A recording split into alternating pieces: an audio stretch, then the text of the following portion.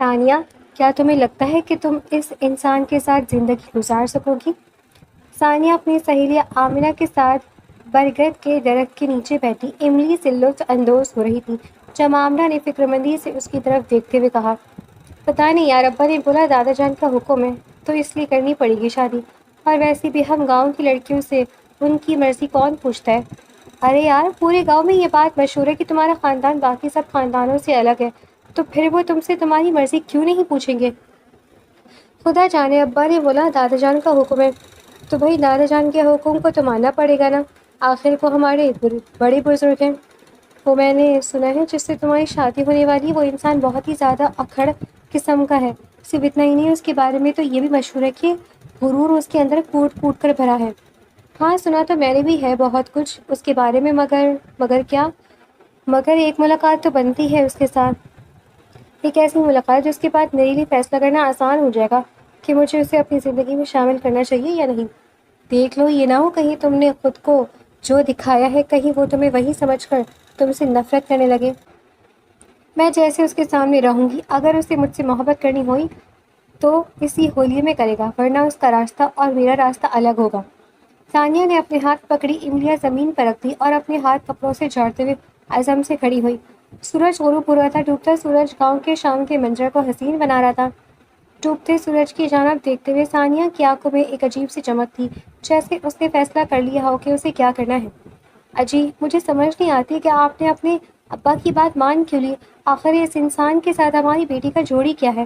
کہاں وہ مغرور قسم کا لڑکا اور کہاں ہماری معصوم سی ٹھنڈے مزاج کی لڑکی؟ اس جیسے گرم مزاج کے ساتھ اس کا نبھ نہیں سکے گا۔ کیوں نہیں سمجھتی آپ بیگم؟ ابا نے زندگی میں پہلی بار اپنا کوئی حکم ہمارے سامنے رکھا ہے، اپنی کوئی خواہش ہمارے سامنے رکھی ہے، تو پھر ہم ان کی اس خواہش کو کیسے پورا نہ ہونے دیں؟ آپ کے ابا کی خواہش سراخوں پر، مگر آپ بھی تو دیکھیں، ہم نے اپنی پوری زندگی اس دیہات میں گزاری ہے، یہی ہماری کل کائنات ہے، اور وہ لڑکا شہر میں پلا بڑا ہے، جانے کیسا اس کا مزاج ہوگا۔ سنا ہے شہر کے بابو رنگین مزاج کے ہوتے ہیں، نئی نئی لڑکیوں کو اپنی زندگی میں شامل کرنا اور پھر کچرے کے ڈھیر پر پھینک دینا ان کے لیے تو دلچسپی کا کام ہوتا ہے، اور آپ اس انسان سے تو ہم لوگ کبھی ملے بھی نہیں، ایسے کیسے آپ اپنی بیٹی کو اس کے حوالے کرنے کے لیے ہاں بھر سکتے ہیں؟ فکر مت کرو، اگر یہ فیصلہ ابا کا ہے تو ضرور بہتر ہوگا، مگر اماں بس کر دیں، کیوں ابا کے ساتھ اتنا جھگڑ رہی ہیں؟ مسز ناصر اس سے پہلے کہ مزید کچھ کہتی، ثانیہ نے اپنی ماں کو پیچھے سے آ کر گلے لگاتے ہوئے محبت بھرے لہجے میں کہا تھا، جس پر اس کی ماں نے فکر مندی سے اس کی جانب دیکھا اور بولی، مجھے میری بیٹی کی فکر ہوتی ہے، کہاں تو اور کہاں وہ، اور اوپر سے وہ جو تیرے بارے میں صرف اتنا جانتا ہے کہ تو دیہاتی ہے، اور ایک بات، ہر کوئی تیرے باپ جیسا نہیں ہوتا جو ایک دیہاتن کو عزت دے، مقام دے، بیوی کا رتبہ دے۔ مجھے ڈر لگ رہا ہے کہیں یہ فیصلہ غلط ثابت نہ ہو۔ فکر مت کرے اماں، اگر وہ شہری ہے تو پھر میں بھی دیہاتن ہوں، اپنی عزت کی حفاظت کرنا اچھی طرح جانتی ہوں، اور ابا کے حکم کی پیروی کرنا تو میرا اولین فرض ہے۔ اس کے علاوہ میں وہاں چلی گئی تو ہو سکتا ہے جو رشتے ٹوٹ گئے تھے، بکھر گئے تھے، وہ رشتے پھر سے جڑ جائیں۔ ٹوٹے رشتوں کو ٹوٹا رہنے دے، یہ نہ ہو ان کرچیوں کو سنبھالتے سنبھالتے دل اور ہاتھ خود زخمی ہو جائے۔ اماں، دل زخمی ہونے سے بہتر ہے کہ ہاتھ زخمی ہو جائے، اور کیا فائدہ ان بکھری کرچیوں کا جو صرف پاؤں زخمی کرتی ہیں؟ جب تک وہ بکھری رہیں گی یوں ہی دل، جگر، ہاتھ، پاؤں نہ جانے کیا کیا زخمی کرتے رہیں گی۔ انہیں سمیٹنے کے لیے اگر ہاتھ بڑھایا جائے تو ان ہاتھوں پر چبھے ہوئے کانٹوں کی گنتی نہیں کیا کرتے، دل کے لیے انہیں سمیٹ کر ایک کونے میں پھینک دیتے ہیں تاکہ راستہ صاف ہو اور باقی وجود زخمی ہونے سے بچ جائے۔ ایک تو تیری مجھے سمجھ نہیں آتی، تو اور تیری یہ گیانی باتیں، نہ جانے کہاں سے سیکھ آتی ہے تو یہ سب، وہیں سے جہاں سے میرے ابا تجھے اٹھا کر لائے تھے۔ بکواس مت کر، نکل یہاں سے۔ ثانیہ نے اپنی ماں کی گالوں کو چھوتے ہوئے شرارت سے کہا تھا، اس کے بعد پر اس کی والدہ کے چہرے پر ہلکی سی لالی اتر آئی تھی۔ انہوں نے شرما کر ثانیہ کو خود سے دور کرتے ہوئے کمر پر دھمک رسید کی اور کمرے میں جانے کا اشارہ کیا تھا۔ ثانیہ اپنے باپ کو دیکھتے ہوئے کھل کھلا کر ہنستی تھی اور اپنے بالوں کو چوٹی کو کندھوں سے پیچھے پھینکتے ہوئے وہاں سے چلتی بنی تھی۔ اس کے والد نے ایک نظر اپنی بیوی کے شرم سے لال ہوتے چہرے کی جانب دیکھا اور دوسری نظر ثانیہ کی جانب ڈالی، پھر آسمان کی جانب دیکھتے ہوئے ایک سرد آہ بھری، جیسے وہ بھی اندر سے آنے والے وقت کو لے کر فکر مند ہو۔ یہ میں کیا سن رہا ہوں موم؟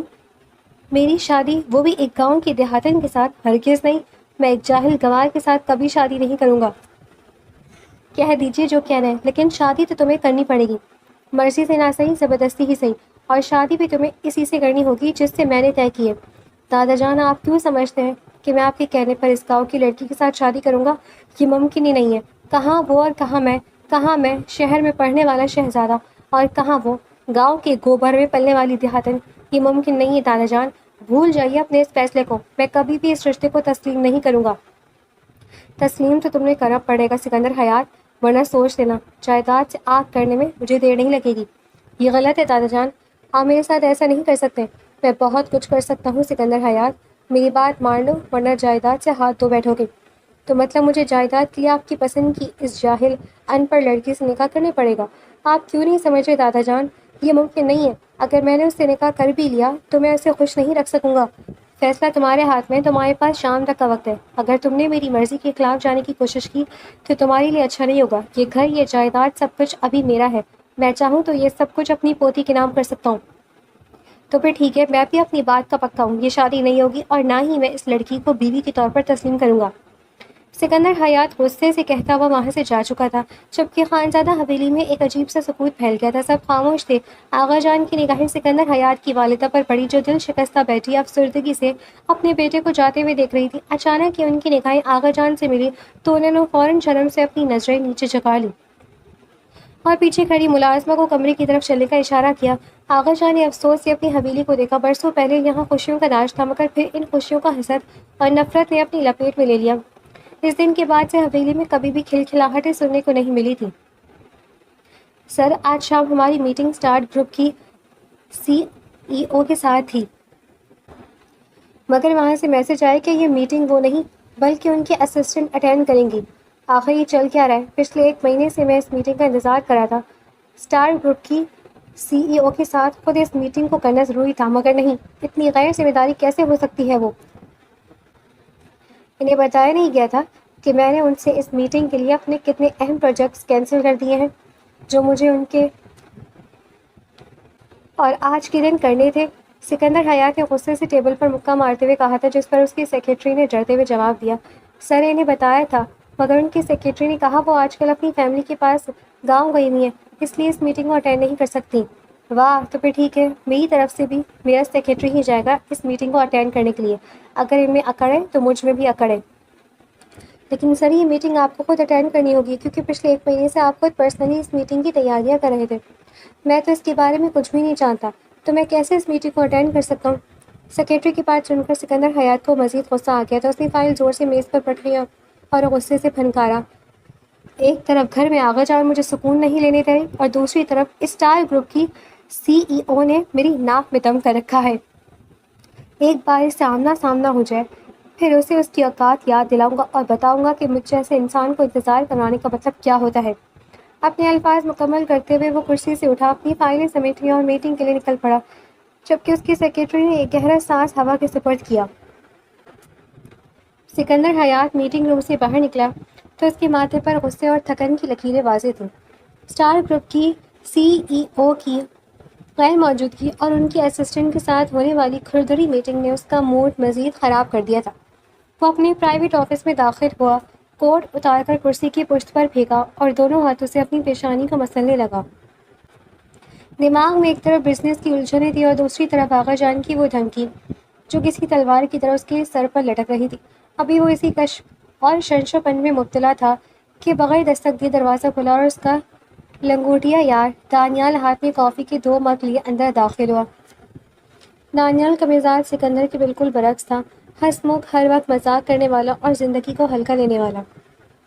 اوہو، تو ہمارے شہر کے نامور بزنس ٹائکون کا پارا آج پھر آسمان کو چھو رہا ہے۔ دانیال نے مسکراتے ہوئے ایک مگ سکندر کی میز پر رکھا اور خود سامنے والی آرام دہ کرسی پر پھیل گیا۔ سکندر نے گہرا سانس لیا اور کرسی سے ٹیک لگائی۔ دانیال یار، میرا دماغ اس وقت پھٹنے والا ہے۔ ادھر اسٹار گروپ کی CEO نخرے دکھا رہی ہے اور ادھر گھر میں آغا جان نے ایک نئی مصیبت کھڑی کر دی ہے۔ دانیال نے کافی کی چسکی لی اور دلچسپی سے پوچھا، آغا جان نے اب کیا ہوا؟ حویلی واپس بلا رہے ہیں کیا؟ کاش صرف حویلی بلانے کی بات ہوتی۔ سکندر نے غصے سے کہا، وہ میری شادی کروا رہے ہیں اور جانتے ہو کس سے؟ ایک جاہل ان پڑھ دیہاتی لڑکی سے جو گاؤں کے ماحول سے باہر کی دنیا کا دال بھی نہیں جانتی۔ دانیال کی ہنسی چھوٹ گئی۔ کیا شادی اور وہ بھی تمہاری؟ یار یہ تو بریکنگ نیوز ہے، لیکن آغا جان اچانک اتنے جذباتی کیوں ہو گئے؟ جذبات نہیں، سراسر زبردستی ہے یہ۔ سکندر نے میز پر مکہ مارا۔ انہوں نے صاف کہہ دیا کہ اگر میں نے اس لڑکی سے نکاح نہیں کیا تو وہ مجھے جائیداد سے آگ کر دیں گے۔ میری محنت، میرا بزنس، یہ حویلی، سب کچھ اس لڑکی کے نام کر دیں گے۔ دانیال، میں اپنی پوری زندگی کی محنت اس طرح ایک جاہل لڑکی کے قدموں میں نہیں ڈھیر کر سکتا، لیکن میں جھکنے والوں میں سے بھی نہیں ہوں۔ دانیال کا چہرہ اب سنجیدہ ہو گیا تھا۔ اس نے کافی کا مگ میز پر رکھا اور کچھ سوچتے ہوئے سکندر کی طرف دیکھا۔ تو معاملہ جائیداد کا ہے۔ دیکھو سکندر، جذبات میں آ کر جائیداد ٹھکرانا سراسر بیوقوفی ہوگی۔ آغا جان کا غصہ تم جانتے ہو، وہ جو کہتے ہیں کر گزرتے ہیں۔ تم اتنی بڑی ایمپائر سے ہاتھ نہیں دھو سکتے، تو پھر کیا کروں؟ گھٹنے ٹیک دو، اس دیہاتن کو اپنی زندگی کا حصہ بنا لو۔ سکندر کی آنکھوں میں چنگاریاں اگل رہی تھیں۔ دانیال کے لبوں پر ایک مکرانہ مسکراہٹ ابھری۔ وہ تھوڑا آگے جھکا اور دھیمی پراسرار آواز میں بولا، کس نے کہا ہے کہ اسے ہمیشہ کے لیے زندگی کا حصہ بناؤ؟ دیکھو یار، سیدھی سی بات ہے، جائیداد بچانے کا واحد راستہ یہ ہے کہ تم ہاں کہہ دو، نکاح کر لو۔ تم پاگل ہو گئے ہو دانیال؟ سکندر نے اسے گھورا۔ میں پوری بات تو سنو میری، جلد باز انسان۔ دانیال نے اسے ٹیکا۔ تم نکاح کر کے اسے شہر لے آؤ، آقا جان کا حکم پورا ہو جائے گا اور جائیداد تمہارے نام ہو جائے گی۔ اس کے بعد شروع ہوگا تمہارا اصل پلان۔ تم نے اس لڑکی کو ڈائیورس دینی ہے، لیکن اس انداز میں کہ آغا جان خود مجبور ہو جائے۔ وہ کیسے؟ سکندر نے الجھن سے پوچھا۔ دیکھو وہ لڑکی دیہاتی ہے، اسے شہر کے طور طریقے، بزنس، پارٹیز، ہائی سوسائٹی کا کچھ بھی پتہ نہیں ہوگا۔ تم نے اس کے اندر اتنی خامیاں نکالنی ہے، اس کی زندگی کو اتنا مشکل بنا دینا ہے کہ وہ خود چیخ اٹھے۔ آغا جان کے سامنے اس کی ایسی تصویر پیش کرو کہ وہ خود پچھتانے لگے کہ انہوں نے کس جاہل لڑکی کو تمہارے پلے باندھ دیا۔ جب آغا جان خود دیکھیں گے کہ تم دونوں کا کوئی جوڑ ہی نہیں ہے اور وہ لڑکی تمہارے معیار پر پورا نہیں اتری، تو وہ خود اس رشتے کو ختم کرنے کا فیصلہ کریں گے۔ سانپ بھی مر جائے گا اور لاٹھی بھی نہیں ٹوٹے گی۔ دانیال کا مشورہ سکندر کے دماغ میں کسی تیر کی طرح لگا۔ اس کا غصہ آہستہ آہستہ ٹھنڈا ہوا اور اس کی جگہ ایک گہری زہریلی سوچ نے لے لی۔ دانیال کی بات منطقی تھی، جائیداد بھی محفوظ رہتی اور اس لڑکی سے جان بھی چھوٹ جاتی۔ خامیاں نکالنا، اسے اپنی زندگی سے خود دور ہونے پر مجبور کرنا۔ سکندر نے دہرایا۔ اس کے چہرے پر ایک سرد اور مغرور مسکراہٹ نمودار ہوئی۔ تم ٹھیک کہہ رہے ہو دانیال، آخر جان کو اپنی ضد کا جواب میری اس چال سے ملے گا۔ اسی رات خانزادہ حویلی کے وسیع اور اس ڈائننگ ہال میں ایک عجیب سی خاموشی چھائی ہوئی تھی۔ رات کے کھانے کی میز پر آغا جان صدراتی کرسی پر بیٹھے تھے۔ ان کے چہرے پر سخت تاثرات تھے۔ سکندر کی والدہ بیگم حیات خاموشی سے پلیٹوں میں کھانا نکال رہی تھی، لیکن ان کی نظریں بار بار دروازے کی طرف اٹھ رہی تھیں۔ سکندر ہال میں داخل ہوا تو اس کے چہرے پر نہ تو دوپہر والا غصہ تھا اور نہ ہی کوئی گھبراہٹ۔ وہ نہایت سکون سے اپنی کرسی پر بیٹھا۔ حویلی کے ملازمین خاموشی سے پیچھے ہٹ گئے۔ آغا جان نے بغیر سکندر کی طرف دیکھے سرد آواز میں پوچھا، شام ہو چکی ہے سکندر؟ حیات، میں اپنے فیصلے کا جواب سننے کا منتظر ہوں۔ سکندر نے پانی کا گلاس اٹھایا، ایک گھونٹ لیا اور پھر گلاس میز پر رکھتے ہوئے انتہائی پرسکون مگر مضبوط لہجے میں کہا، میں شادی کے لیے تیار ہوں آغا جان، آپ جیسا چاہتے ویسا ہی ہوگا۔ میں آپ کی پسند کی لڑکی سے نکاح کرنے پر راضی ہوں۔ اس جملے نے کھانے کی میز پر موجود ہر شخص کو سکتے میں ڈال دیا۔ بیگم حیات کے ہاتھ سے چمچ چھوٹتے بتا۔ آغا جان نے حیرت سے اپنی گھنی بھویں اٹھائیں اور سکندر کے چہرے کو پڑھنے کی کوشش کی، جہاں عیاری اور غرور کا ایک ہلکا سا سایہ لہرا رہا تھا جسے وہ دیکھ نہ سکے۔ بہت اچھا، مجھے خوشی ہے کہ تم نے وقت پر صحیح فیصلہ کر لیا، آغا جان نے سنجیدگی سے کہا، مگر ان کے دل کو ایک اطمینان مل گیا تھا کہ خاندانی رشتہ اب بکھرنے سے بچ جائے گا۔ یہ خبر کسی جنگل کی آنکھ کی طرح شہر سے ہوتی ہوئی گاؤں پہنچ گئی۔ جب ناصر صاحب کے گھر یہ پیغام پہنچا کہ سکندر حیات نے بغیر کسی شرط کے نکاح کے لیے ہاں کر دی ہے، تو پورے گھر میں خوشی کی لہر دوڑ گئی۔ ثانیہ کی ماں نے شکرانے کے نفل پڑھے اور ناصر صاحب کی آنکھوں میں اپنے بزرگوں کے احترام کی چمک مزید گہری ہو گئی۔ مگر اس خبر نے ثانیہ کو گہری سوچ اور حیرت کے سمندر میں دھکیل دیا۔ وہ اس وقت اپنے کمرے کی کھڑکی کے پاس کھڑی باہر اندھیرے کو تک رہی تھی۔ آمنہ نے تو کہا تھا کہ وہ انسان بے حد مغرور ہے، وہ شہر کا ایک بڑا بزنس مین ہے جو دیہاتیوں کو اپنے پیر کی جوتی سمجھتا ہے۔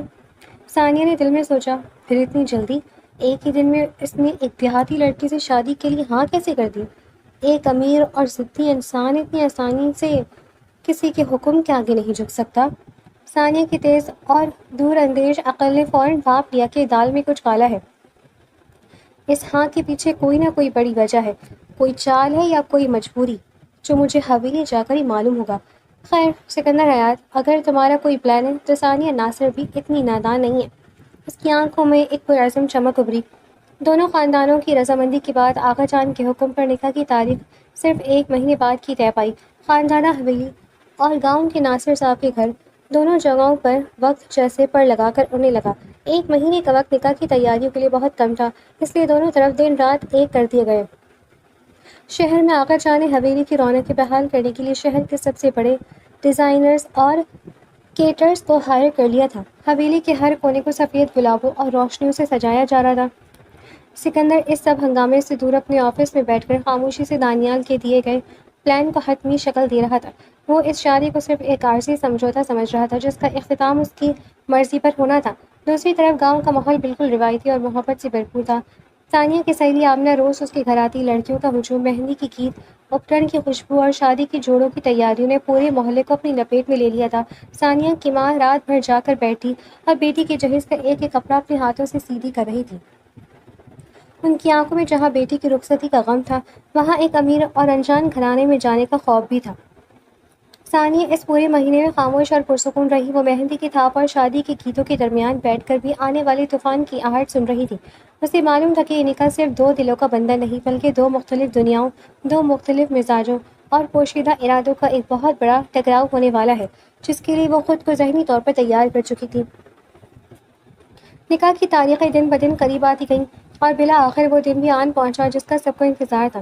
خانزادہ حویلی اور گاؤں دونوں جگہوں پر شادی کی ایسی دھوم دھام تھی کہ آس پاس کے کئی علاقوں میں اس کا چرچا تھا۔ روشنیوں سے جگمگاتی حویلی اور پھولوں سے سجا گاؤں کا گھر، دونوں ہی اپنی اپنی جگہ ایک سحر انگیز منظر پیش کر رہے تھے۔ شہر سے آئے ہوئے نامور بیوٹیشینز اور ڈیزائنرز نے جب ثانیہ کو تیار کیا تو وہ خود حیران رہ گئی۔ ثانیہ گاؤں کے سادہ ماحول میں رہنے کے باوجود اس دن کسی حور سے کم نہیں لگ رہی تھی۔ اس کے سرخ مائل ملاوری رنگ کے بھاری لہنگے پر سونے کی تاروں کا نفیس کام تھا، ماتھے پر جھومر اور چہرے پر ہلکا سا روایتی حجاب اس کے حسن پر چار چاند لگا رہا تھا۔ اس کی بڑی بڑی سحر انگیز آنکھوں میں چھپی عقل مندی اور چہرے کی معصومیت کا ایسا امتزاج تھا کہ دیکھنے والا پہلی ہی نظر میں اس کا گرویدہ ہو جائے۔ دوسری طرف سکندر حیات سفید رنگ کے مروجہ شیروانی اور شاہی پگڑی میں ملبوس اپنے روایتی مقرون اور باروب انداز کے ساتھ دلہا بنے بیٹھا تھا، مگر اس کے چہرے پر خوشی کے بجائے ایک عجیب سی سردی تھی۔ شادی کی تمام رسومات انتہائی دھوم دھام سے طے پائیں اور رخصتی کے بعد ثانیہ کو خانزادہ حویلی کے اس بڑے عالیشان کمرے میں لا کر بٹھا دیا گیا جو اب اس دنیا کا ٹھکانہ تھا۔ کمرہ گلاب اور چمیلی کے پھولوں سے مہک رہا تھا۔ ثانیہ بیڈ پر گھونگھٹ نکالے خاموشی سے بیٹھی تھی کہ کمرے کا دروازہ کھلا اور سکندر اندر داخل ہوا۔ سکندر نے ثانیہ کے قریب آ کر اس کا گھونگھٹ اٹھانے یا اس کا چہرہ دیکھنے کی زحمت تک نہ کی۔ وہ بیڈ کے سامنے کھڑا ہوا، اپنے گلے کی ٹائی کو تھوڑا سا ڈھیلا کیا اور انتہائی سرد اور زہریلے لہجے میں بولا، یہ مت سمجھنا کہ تم اس حویلی کی واقعی مالکن بن گئی ہو یا میں نے تمہیں اپنی مرضی سے قبول کیا ہے۔ یہ شادی میں نے صرف اور صرف آغا جان کی جائیداد کے لیے کی ہے۔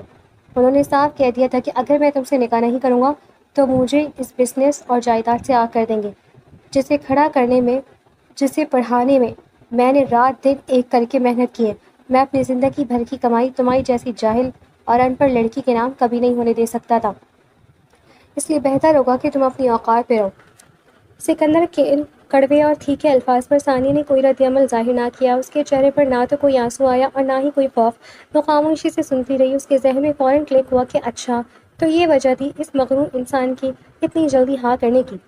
سکندر اپنی بات مکمل کر کے کپڑے تبدیل کرنے کے لیے واش روم گیا اور پھر کپڑے بدل کر بغیر ثانیہ کی طرف دیکھے کمرے سے باہر نکل گیا، یہ ظاہر کرنے کے لیے کہ ثانیہ اس کی زندگی میں کوئی حیثیت نہیں ہے۔ اس کے جاتے ہی ثانیہ نے اپنا گھونگھٹ ہٹایا، بیڈ سے اٹھی اور آئینے کے سامنے کھڑی ہو کر اپنے عکس کو دیکھا۔ اس کے لبوں پر ایک پرعزم اور گہری مسکراہٹ ابھری۔ اس نے دل میں سوچا، تم نے مجھے اگنور کہا، جاہل کہا، سکندر حیات، اب میں تمہیں بتاؤں گی کہ ثانیہ ناصر چیز کیا ہے۔ تم نے اپنی جائیداد بچانے کے لیے ہاں کی تھی نا، اب اسی حویلی میں رہ کر میں تمہارے یہ غرور خاک پہ ملاؤں گی۔ اگلا پورا ہفتہ انتہائی مصروف اور عجیب گزرا۔ سکندر کا رویہ بالکل ایسا تھا جیسے ثانیہ اس کمرے میں موجود ہی نہ ہو۔ وہ صبح جلدی نکل جاتا اور رات کو دیر سے لوٹتا۔ اس نے ثانیہ کو پوری طرح نظر انداز کر رکھا تھا، نہ وہ اس سے بات کرتا تھا اور نہ ہی اس کی طرف دیکھتا تھا، لیکن ثانیہ کو بھی اس چیز کی کوئی پرواہ نہیں تھی۔ وہ حویلی میں بالکل پرسکون رہتی، آغا جان اور ساس کی خدمت کرتی اور اپنے کام میں مگن رہتی۔ اس کی یہ بے نیازی سکندر کو اندر ہی اندر جلاتی تھی، کیونکہ وہ چاہتا تھا کہ ثانیہ اس کے سامنے روئے یا گڑ گڑائے، مگر ثانیہ چٹان کی طرح مضبوط کھڑی رہی۔ ایک ہفتے بعد سکندر کے کچھ خاص دوست اور بزنس پارٹنرز باہر کے ملک سے پاکستان آئے۔ وہ سب حویلی کے وسیع لاؤنج میں بیٹھے تھے، بزنس کے حوالے سے گفتگو کر رہے تھے۔ سکندر اپنے دوستوں کے سامنے خود کو بہت بڑا اور پڑھا لکھا ظاہر کر رہا تھا۔ اچانک اس کے ذہن میں ثانیہ کو نیچا دکھانے اور اپنے دوستوں کے سامنے اس کی بے عزتی کرنے کا ایک پلان آیا۔ اس نے ملازم کو بھیج کر ثانیہ کو لاؤنج میں بلوایا۔ جب ثانیہ سادہ مگر سلیقے کے کپڑے پہنے وہاں آئی تو سکندر نے اپنے دوستوں کی طرف دیکھ کر ایک طنزیہ مسکراہٹ کے ساتھ ثانیہ سے کہا، جاؤ ہمارے لیے کافی بنا کر لاؤ۔ وہ جانتا تھا کہ گاؤں کی لڑکیاں چائے تو بنا لیتی ہیں لیکن انٹرنیشنل لیول کی کافی بنانا ان کی بس کی بات نہیں ہوتی۔ وہ چاہتا تھا کہ ثانیہ کافی خراب بنائے اور سب کے سامنے اس کا مذاق اڑے۔ ثانیہ خاموشی سے کچن میں چلی گئی۔ کچھ دیر بعد جب وہ واپس آئی تو اس کے ہاتھ میں ایک خوبصورت ٹرے تھی جس میں بہترین کافی کے مگ موجود تھے۔ اس نے نہایت نفاست سے وہ مگ سکندر اور ان کے دوستوں کے سامنے رکھے۔ کافی کی خوشبو اتنی لاجواب تھی کہ سکندر کے دوست بھی داد دیے بغیر نہ رہ سکے۔ ابھی سکندر حیرت سے مگ کو دیکھ ہی رہا تھا کہ ثانیہ وہیں کھڑی ہوئی اور انتہائی پراعتماد انداز میں صاف اور فر برٹش انگلش میں بولی، میں نے آپ سب کے لیے ایسپریسو میکیاٹو اور کیپوچینو وداؤٹ شوگر تیار کی ہے کیونکہ مجھے معلوم ہے کہ باہر کے ملک سے آنے والے لوگ بلیک کافی یا لائٹ فوم پسند کرتے ہیں۔ کیا آپ لوگ یہ کافی پینا پسند کریں گے یا میں آپ کے ذائقے کے مطابق اسے تبدیل کر دوں؟ ثانیہ کے منہ سے اتنی خوبصورت، جاندار اور پرفیکٹ برٹش انگلش سن کر سکندر کے پاؤں تلے سے زمین نکل گئی۔ اس کے ہاتھ سے کافی کا مگ چھوٹتے چھوٹتے بچا۔ اس کے دوست حیرت اور ستائش سے ثانیہ کو دیکھنے لگے اور بولے، سکندر تمہاری وائف تو کمال ہے، ان کا لہجہ اور انگلش تو بالکل برٹش ہائی سوسائٹی جیسی ہے۔ دوستوں کے جانے کے بعد سکندر غصے اور حیرت کے شدید جھٹکے میں وہیں کھڑا رہا۔ اسے سمجھ ہی نہیں آ رہا تھا کہ یہ اس کے ساتھ کیا ہو گیا ہے۔ وہ تو ثانیہ کو گاؤں کی ایک ان پڑھ اور گنوار لڑکی سمجھ رہا تھا۔ ثانیہ نے سکندر کے چہرے پر پھیلی ہوائیاں دیکھی۔ وہ اس کے قریب آئی، اس کی آنکھوں میں آنکھیں ڈالی اور اردو میں انتہائی سنجیدہ اور باوقار لہجے میں بولی، سکندر حیات، ہر گاؤں میں پلنے والا انسان جاہل اور گنوار نہیں ہوتا، کچھ میری طرح پڑھے لکھے بھی ہوتے ہیں۔ میرے ماں باپ نے مجھے تعلیم بھی دی اور مجھے میری مٹی، میرے خاندان سے محبت کرنا بھی سکھایا ہے، اس لیے میں اپنے گاؤں میں بالکل اسی طرح رہتی ہوں جیسے وہاں کی عام عورتیں رہتی ہیں، کیونکہ وہاں سادگی خوبصورتی ہے۔ لیکن اس کا یہ مطلب ہرگز نہیں ہے کہ گاؤں میں رہنے والی ہر عورت جاہل ہو۔ اور دوسری بات، جتنے لوگ شہر میں پڑھے لکھے ہیں اس سے کہیں زیادہ لوگ ہمارے گاؤں میں اعلیٰ تعلیم یافتہ ہیں۔ اس لیے اگر دوبارہ کبھی تم لوگوں نے ان لوگوں کو ان پڑھ اور ان کے کپڑوں، ان کے حلیے یا ان کے پس منظر سے جج کرنے کی کوشش کی تو یاد رکھنا، اس سے تمہیں ہی بہت بڑا اور بھاری نقصان اٹھانا پڑے گا۔ اپنے الفاظ مکمل کر کے ثانیہ پورے وقار کے ساتھ اپنے سر کے پلوں کو سنبھالتی ہوئی وہاں سے چلی گئی، جبکہ سکندر وہیں ساکت کھڑا رہ گیا۔ اس کے اندر غصے کی ایک تیز لہر دوڑ گئی، مگر ساتھ ہی ساتھ وہ شدید حیرت کے سمندر میں ڈوب چکا تھا۔ اس کی انا کو اتنی بڑی چوٹ لگی تھی کہ اس کا پورا وجود کانپ رہا تھا۔ وہ اپنے غصے کو قابو کرنے کی کوشش کرتے ہوئے مٹھیاں بھیج کر سوچنے لگا کہ وہ اس لڑکی سے جس نے اس کے اپنے ہی میدان میں اسے پچھاڑ دیا تھا۔ ثانیہ نے سکندر کی پرواہ کیے بغیر حویلی کے ماحول کو بدلنے کا فیصلہ کر لیا تھا۔ وہ جانتی تھی کہ اس حویلی کی سکوت کو توڑنے کے لیے سب سے پہلے اس کے دل کو جیتنا ہوگا، جو برسوں سے اداسی کے اندھیرے میں ڈوبا ہوا تھا۔ اگلی صبح ثانیہ نے اپنے سر پر دوپٹہ اچھے سے جمایا اور دھیمے قدموں کے ساتھ اپنی ساس، جو رشتے میں اس کی تائی بھی تھیں، کمرے کی طرف بڑھ گئی۔ بیگم حیات اپنے کمرے کی کھڑکی کے پاس وہیل چیئر پر بیٹھی باہر خالی لان کو تک رہی تھی۔ ان کے چہرے پر ایک گہرا کرب، مایوس اور شدید اداسی پھیلی ہوئی تھی۔ وہ برسوں سے چلنے پھرنے سے معذور تھی اور زندگی کی تمام رونقوں سے منہ موڑ چکی تھی۔ ثانیہ نے نرمی سے دروازہ کھٹکھٹایا اور اندر داخل ہوئی۔ وہ خاموشی سے آئی اور بیگم حیات کے پیروں کے پاس زمین پر بیٹھ گئی۔ ان کا زرد اور کمزور ہاتھ اپنے دونوں ہاتھوں میں تھامتے ہوئے ثانیہ نے انتہائی محبت اور فکر مندی سے ان کی آنکھوں میں دیکھا۔ طیمہ، آپ نے خود کو اس کمرے اور اس اداسی کے حوالے کیوں کر دیا ہے؟ آخر آپ کے ساتھ یہ سب کیا ہوا ہے؟ آپ زندگی کی طرف لوٹ کیوں نہیں آتی؟ ثانیہ کی آواز میں ایک سچی تڑپ تھی۔ بیگم حیات نے چونک کر ثانیہ کو دیکھا۔ ان کی آنکھوں میں ایک دم آنسو تیرنے لگے اور انہوں نے اپنا ہاتھ ثانیہ کی گرد سے چھڑانے کی ہلکی سی کوشش کرتے ہوئے لرزتی آواز میں کہا، نہیں ثانیہ، میں اسی سزا کی حقدار ہوں۔ یہ جو میں چل پھر نہیں سکتی، یہ جو میں اس ویل چیئر پر قید ہوں، یہ کوئی بیماری نہیں ہے، یہ دراصل مکافات عمل ہے جو کچھ برسوں پہلے میں نے تمہاری ماں کے ساتھ کیا۔ جو تلخی اور نفرت میں نے اس کے دل میں بوئی، یہ سب اسی کی سزا ملی ہے مجھے۔ خدا مجھے میرے گناہوں کی سزا دے رہا ہے۔ ثانیہ نے ان کی بات سن کر نفی میں سر ہلایا اور دوبارہ ان کا ہاتھ اور زیادہ مضبوطی اور محبت سے تھام لیا۔ اس کے لبوں پر ایک تسلی بخش مسکراہٹ ابھری۔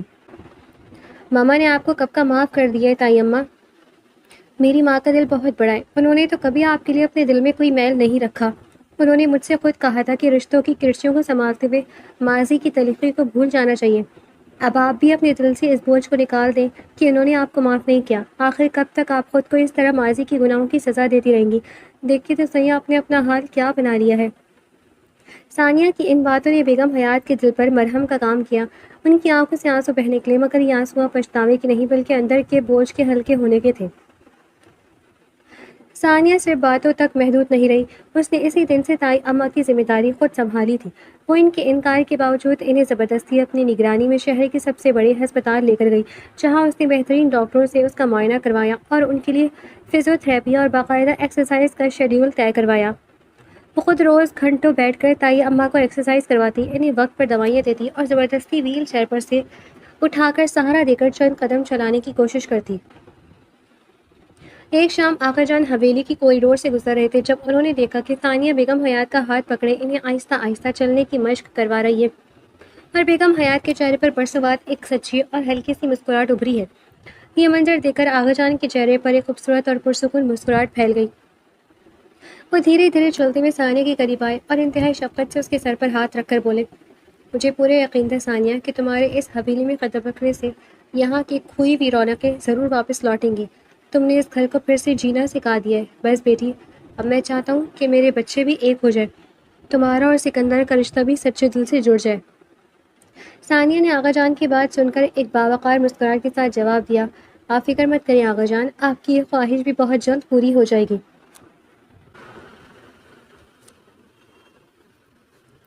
سکندر حیات کے لیے ثانیہ ایک بہت بڑی الجھن بن چکی تھی۔ لانچ والے واقعے کے بعد سے وہ ثانیہ کو ایک بالکل الگ اور عجیب نظر سے دیکھنے لگا تھا۔ وہ اسے پینڈو اور ان پڑھ سمجھتا تھا، مگر وہ تو بے حد ذہین اور سلیقہ مند نکلی، اور اب جب وہ روز حویلی آتا اور دیکھتا کہ ثانیہ کس طرح اس کی ماں کا ایک سچی بیٹی کی طرح خیال رکھ رہی ہے، تو اس کے دل کے اندر کی سخت دیواریں آہستہ آہستہ پگھلنے لگی۔ وہ اکثر چوری چھپے ثانیہ کو اپنی ماں کی دیکھ بھال کرتے، انہیں ہنساتے اور ان کا علاج کرواتے دیکھتا۔ جب وہ دیکھتا کہ اس کی ماں جو کبھی کسی سے بات نہیں کرتی تھی اب ثانیہ کی وجہ سے مسکرانے لگی ہے اور زندگی کی طرف لوٹ رہی ہیں، تو سکندر کے اندر کا سارا غصہ، ساری نفرت اور وہ خواہ کی اکڑ ختم ہونا شروع ہو گئی۔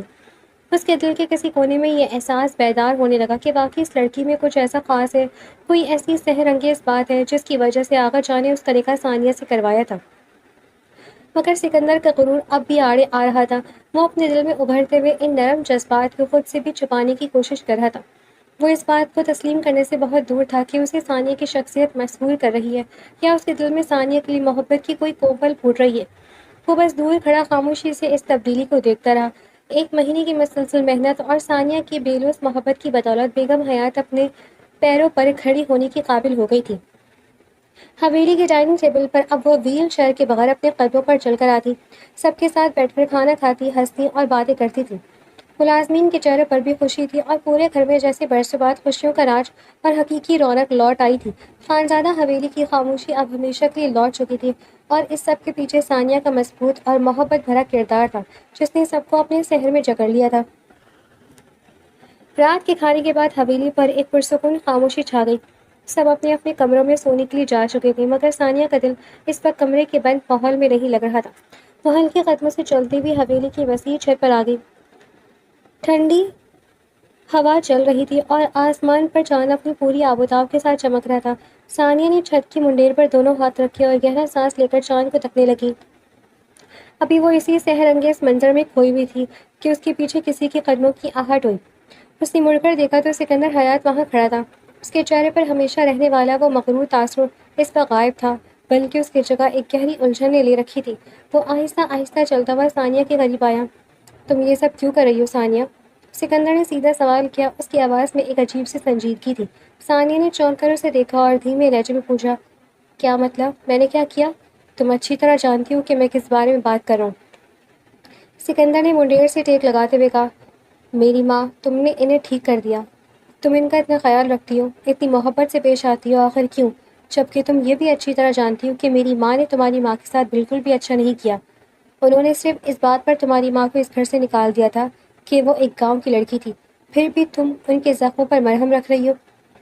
ثانیہ کے لبوں پر ایک دل فریب اور پرسکون مسکراہٹ ابھری۔ اس نے ایک بار پھر آسمان پر چمکتے چاند کی طرف دیکھا اور بولی، سکندر، وہ برسوں پرانی بات ہے، میری ماں تو کب کی یہ سب باتیں بھول چکی ہے، اور انہوں نے تو دل سے تائیہ ماں کو معاف بھی کر دیا ہے۔ جب انہوں نے معاف کر دیا تو پھر میں کیوں دل میں میل رکھوں؟ بس میرا یہی مقصد ہے کہ ان ٹوٹے ہوئے کانچ کے رشتوں کو پھر سے ایک بار جوڑ دیا جائے، سب ہنسی خوشی ایک ساتھ رہیں۔ یہ جائیداد، دولت، زمین، یہ سب تو آتی جاتی چیزیں ہیں، مگر جو رشتے ایک بار ہاتھ سے چلے جائیں نا، وہ کبھی واپس نہیں آتے۔ سکندر خاموشی سے اس کے چہرے کو دیکھتا رہا۔ ثانیہ کی باتوں میں جو سچائی اور گہرائی تھی وہ اس کے دل کی گہرائیوں میں اتر رہی تھی۔ اس نے کچھ سوچتے ہوئے تنزیہ انداز میں کہا، تم واقعی میں ایسی ہی ہو یا بس مجھے دکھانے کے لیے ایسی بننے کی کوشش کر رہی ہو؟ ثانیہ نے فوراً اپنی بڑی بڑی آنکھیں سکندر پر ٹکائیں اور چٹکی لیتے ہوئے بولی، تم میں ایسا کیا خاص ہے سکندر حیات کہ میں تمہیں دکھانے کے لیے یہ سب سوانگ رچاؤں؟ سکندر کے لبوں پر ایک خود پسندانہ مسکراہٹ آئی۔ اس نے اپنے بال درست کرتے ہوئے کہا، ہیلو، بھول رہی ہو میں کتنا ڈیشنگ اور ہینڈسم ہوں؟ شہر کی لڑکیاں مرتی ہیں مجھ پر۔ ثانیہ نے ایک ہلکا سا قہقہ لگایا اور اپنے بالوں کی چوٹی کو کندھوں سے پیچھے پھینکتے ہوئے بولی، تو جناب میں بھی کسی سے کم نہیں ہوں، بے شک گاؤں کی ہوں، مگر اگر میں ایک بار اپنے آپ کو سنوار لوں نا تو دنیا ہلا کر رکھ دوں گی۔ ثانیہ کا یہ پر اعتماد اور شوخ انداز دیکھ کر سکندر کے دل کی دھڑکن نے ایک ترتیب بدلی۔ وہ بے اختیار مسکرا دیا۔ اس کی مسکراہٹ اتنی سچی تھی کہ خود ثانیہ بھی دنگ رہ گئی۔ واقعی بالکل سچ کہا تم نے، سکندر نے اس کے بالکل قریب ہوتے ہوئے دھیمی آواز میں کہا، اب تو مجھے ایسا لگتا ہے جیسے مجھے تم سے محبت ہونے لگی ہے۔ ثانیہ نے سیکنڈ کے ہزارویں حصے میں اپنے چہرے کے تاثرات بدلے، اسے تھیکی نظروں سے گھورا اور بولی، مطلب کچھ بھی؟ اور اس سے پہلے کہ سکندر کچھ اور کہتا وہ تیزی سے مڑی اور پیر پٹکتی ہوئی چھت سے نیچے چلی گئی۔ سکندر وہیں کھڑا ہنسنے لگا۔ وہ خود بھی حیران تھا کہ جو سکندر حیات کبھی کسی کو خاطر میں نہیں لاتا تھا، آج ایک دیہاتی لڑکی کے سامنے یوں دل ہار رہا تھا۔ وہ اسی سوچ میں گم اپنے کمرے میں آیا ہی تھا کہ اچانک اس کا فون بج اٹھا۔ اس نے دیکھا تو اس کی سیکرٹری کی کال تھی۔ ہاں بولو، اس وقت کیوں کال کی؟ سکندر نے بیزاری سے پوچھا۔ سر معذرت چاہتی ہوں لیکن ایک ارجنٹ مسئلہ ہو گیا ہے۔ اسٹار گروپ کے ساتھ جو ہماری پچھلی میٹنگ ہوئی تھی، اس پروجیکٹ کے اندر کچھ ٹیکنیکی مسائل آ گئے ہیں۔ آپ کو صبح ان کے ساتھ ایک ارجنٹ اپائنٹمنٹ طے ہوئی ہے، آپ کو خود وہاں جانا ہوگا۔ سیکرٹری نے گھبراتے ہوئے لہجے میں کہا تھا۔ کیا؟ سکندر کا پارا یکدم ہائی ہو گیا۔ میں تم سے اپائنٹمنٹ لینے کو کہا تھا، تم نے میری اجازت کے بغیر یہ کیسے طے کر دیا؟ سر غصہ مت کریں، یہ بہت زیادہ ضروری تھا۔ سیکرٹری نے صفائی پیش کی۔ اگر یہ پروجیکٹ اس وقت فائنل نہ ہوا تو کمپنی پر بہت بڑا قرضہ آ سکتا ہے اور ہمیں کروڑوں کا نقصان ہوگا۔ یہ سن کر سکندر سوچ میں پڑ گیا۔ نقصان کی بات سن کر اس کا بزنس مائنڈ جاگ اٹھا۔ اس نے ایک گہرا سانس لیا اور کہا، چلو ٹھیک ہے، میں کچھ کرتا ہوں اور صبح وہاں جانے کے لیے تیار ہوں گا۔ اگلی صبح سکندر جب تیار ہو کر نیچے لاؤنج میں آیا تو وہاں کا منظر بدلا ہوا تھا۔ آغا جان صدراتی کرسی پر بیٹھے چائے پی رہے تھے۔ ان کی ایک طرف بیگم حیات اپنے پیروں پر کھڑی مسکرا رہی تھی اور دوسری طرف ثانیہ سب کو ناشتہ سرو کر رہی تھی۔ پورے گھر میں ایک خوبصورت خاندانی رونق تھی۔ سکندر بھی آ کر چائے کی میز پر بیٹھ گیا۔ آغا جان نے سکندر کے پرسکون چہرے کو دیکھا، پھر ثانیہ کی طرف دیکھا اور گہری مسکراہٹ کے ساتھ سکندر سے پوچھا، کیوں سکندر حیات، تمہیں کیسی لگی ہے ہماری ثانیہ؟ کیا اب بھی تمہارا ارادہ وہی ہے کہ تمہیں یہ رشتہ ختم کرنا ہے؟ سکندر نے چائے کا مگ اٹھایا، ثانیہ کی طرف دیکھا جو خاموشی سے پلیٹیں رکھ رہی تھی، اور پھر آغا جان کی طرف دیکھ کر بے حد خوبصورت مسکراہٹ کے ساتھ بولا، نہیں آغا جان، اب مجھے یہ رشتہ ختم نہیں کرنا، بلکہ سچے دل سے نبھانا ہے اور آگے بڑھانا ہے۔ اور صرف اتنا ہی نہیں، میں چاہتا ہوں کہ چچا اور چچی بھی اب گاؤں چھوڑ کر یہاں حویلی ہمارے ساتھ واپس آ جائیں۔ یہ گھر اب ان کے بغیر ادھورا ہے۔ سکندر کی زبان سے چچا چچی کو واپس بلانے کی بات سن کر لاؤنج میں موجود ہر شخص کی آنکھیں خوشی سے نم ہو گئی، اور ثانیہ نے حیرت کے ساتھ سکندر کی طرف دیکھا، جسے اب واقعی بدلتے ہوئے دیر نہیں لگ رہی تھی۔ آغا جان کے حکم اور سکندر کی دلی خواہش پر ثانیہ کے والدین یعنی ناصر صاحب اور ان کی بیگم کو پورے مان و احترام کے ساتھ گاؤں سے خانزادہ حویلی بلایا گیا۔ جب ثانیہ کی ماں نے حویلی میں قدم رکھا اور اپنی جٹانی کو اپنے پیروں پر کھڑا دیکھا تو دونوں بہنوں کی طرح ایک دوسرے کے گلے لگ کر رو پڑی۔ ماضی کی تمام تلخیاں، نفرتیں اور فاصلے اس ایک گلے ملنے سے مٹ گئے۔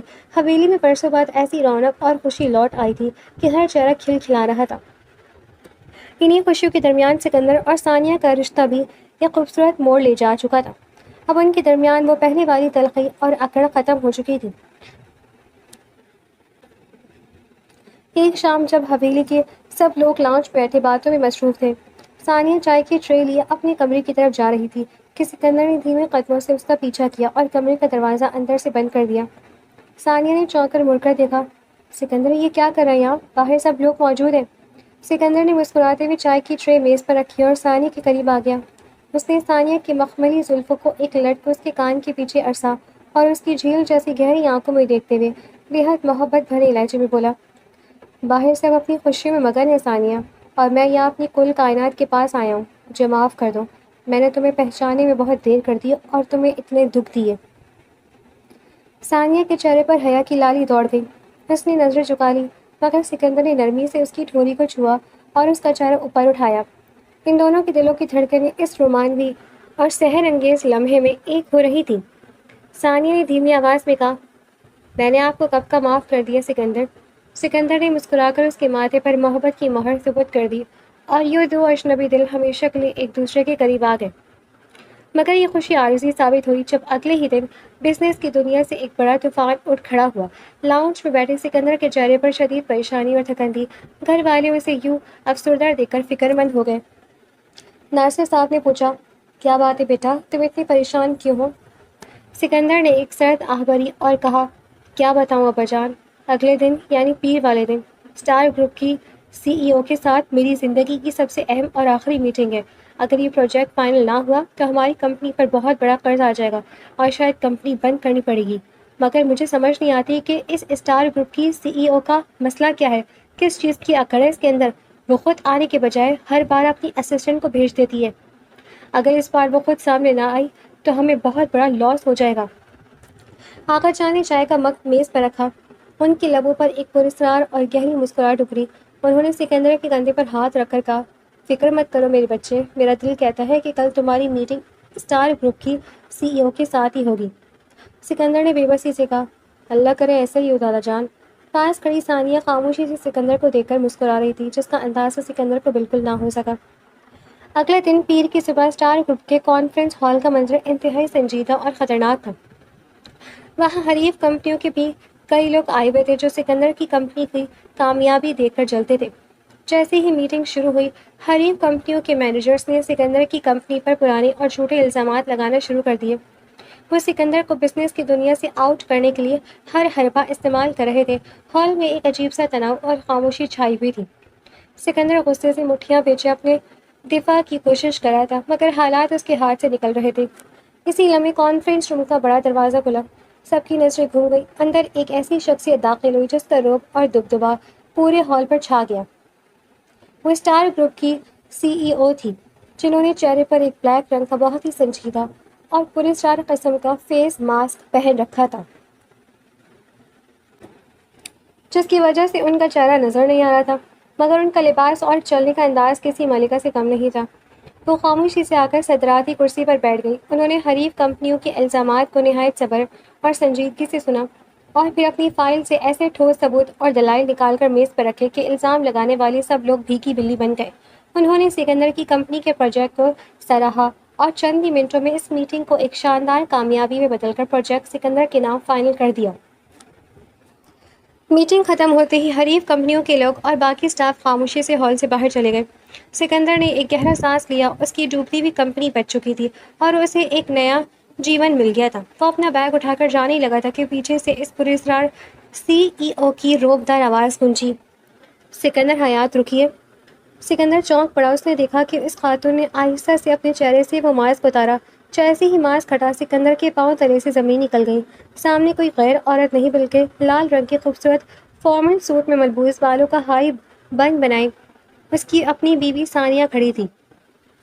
سکندر کی آنکھیں حیرت سے پھیل گئی۔ وہ اور ہکلا کر بولا، ثانیہ، تم یہاں؟ ثانیہ کے لبوں پر ایک دلفریب اور ہلکی سی مسکراہٹ ابھری۔ وہ چند قدم آگے بڑھی۔ ہاں سکندر حیات، کیوں؟ حیران ہو گئے مجھے یہاں دیکھ کر؟ تم یہاں اس آفس میں کیا کر رہی ہو؟ سکندر کو اب بھی اپنے حواس پر یقین نہیں آ رہا تھا۔ ثانیہ نے فخر سے اپنے سر کو ایک خم دیا اور بولی، جس اسٹار گروپ کی سی ای او کا تم پچھلے 1 مہینے سے انتظار کر رہے تھے، جس کی اکڑ کا تم روتے تھے، وہ سی ای او میں ہی ہوں سکندر۔ یہ کیسے ممکن ہے؟ سکندر نے اپنے سر پر جھٹکا۔ تم تو گاؤں میں۔ ثانیہ نے اسے بیچ میں ہی ٹوکا۔ کیوں ممکن نہیں ہے؟ ایک دیہاتی لڑکی اگر اپنے خاندان کی مٹی سے جڑنا چاہتی ہے تو وہ اپنی ذہانت سے بزنس کی دنیا پر راج کرنا بھی جانتی ہے۔ آغا جان یہ بات برسوں سے جانتے تھے، اس لیے انہوں نے میرا ہاتھ تمہارے ہاتھ میں دیا تھا۔ سکندر ساکت کھڑا اسے دیکھتا رہا۔ اس کا سارا غرور، سارا تکبر اس کے سامنے پاش پاش ہو چکا تھا۔ ثانیہ نے اس کی آنکھوں میں جھانکا اور مسکرا کر پوچھا، اب بتاؤ سکندر حیات، تم اب بھی اس لڑکی کو اپنی بیوی تسلیم کرتے ہو یا نہیں، یا اب بھی وہ تمہارے لیے ایک جاہل دیہاتن ہی ہے؟ سکندر کے لبوں پر ایک بے حد خوبصورت، شرمندہ مگر محبت سے بھرپور مسکراہٹ ابھری۔